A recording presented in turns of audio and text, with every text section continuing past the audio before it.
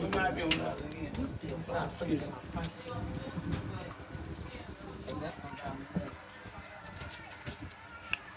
This is our room. You come in. This is the bathroom. It's very, very small. The shower. That's it. It's so small that I can't really just get in there. But it's, hey, what you expect. Then go to in the room, and it's straight. It ain't just small like everybody think. But we got one with a window.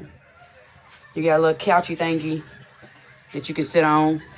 You got a little small, about 19-inch TV. You got drawers. Here's the window.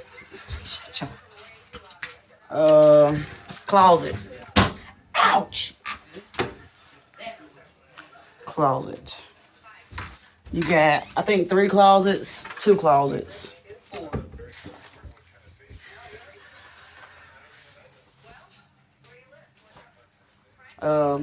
Ain't nothing free. Well, the food is free. Like, you got some food's free, some you gotta pay for.